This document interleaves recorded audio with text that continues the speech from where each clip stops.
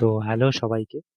তো সাইক্লোন রেমল আসছে, আপনারা জানেন, কিন্তু কোন জায়গাটা আসছে বা কোন জায়গায় আঘাত আনতে পারে, তো সেটাই আমি দেখানোর চেষ্টা করছি।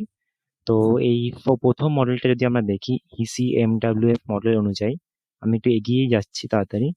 তো এখানে রেনে গিয়ে দেখব, এটা ক্লোজ করে দিই। হ্যাঁ, রেনে গিয়ে যদি দেখি এটা আঘাত আনতে পারছে বা যেখানে ল্যান্ডফলটা হবে ওটা এই কলকাতার নিচে যে জায়গাগুলো আছে, আই মিন হলদিবাড়ি, আলাপাড়া, এই বালাসোরেও দেখছি, কিন্তু বালাসোরের দিকে হয়তো ল্যান্ডফলটা হবে না, এই জায়গাগুলোতে বৃষ্টি মারাত্মক হবে। ল্যান্ডফলটা যেই জায়গাটা হবে সেটা আপাতত যেটুকু বোঝা যাচ্ছে হলদিয়া, গঙ্গাসাগর, এই জায়গাটা ল্যান্ডফলটা হওয়ার সব থেকে চান্স বেশি। আর ঘূর্ণিঝড়টা আঘাত আনতে পারে কলকাতা সংলগ্ন এলাকাগুলোতে, এই যে কলকাতা, চন্দননগর, আরামবাগ, কোলাঘাট, শ্যামনগর, সাতক্ষীরা, জলেশ্বর, খড়গপুরে এখানে মারাত্মক পরিমাণে বৃষ্টিটা হবে।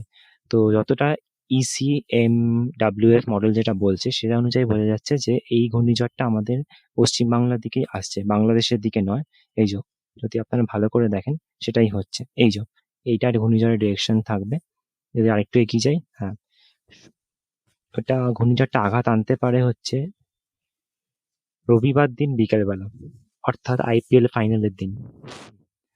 তো সেটাই আপাতত বোঝা যাচ্ছে। আর GFS মডেলটা যদি আমরা ফলো করি, GFS মডেলটাও কিন্তু একই কথা বলছে সেম জায়গাতে।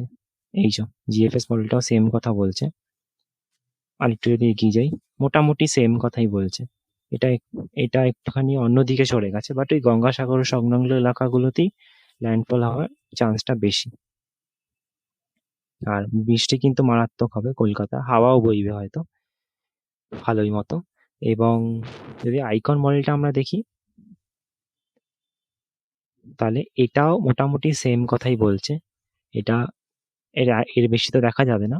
এটা 26 তারিখ মানে রোববার দিন, সেদিনও তাই বলছে যে এখানে আঘাত আনবে।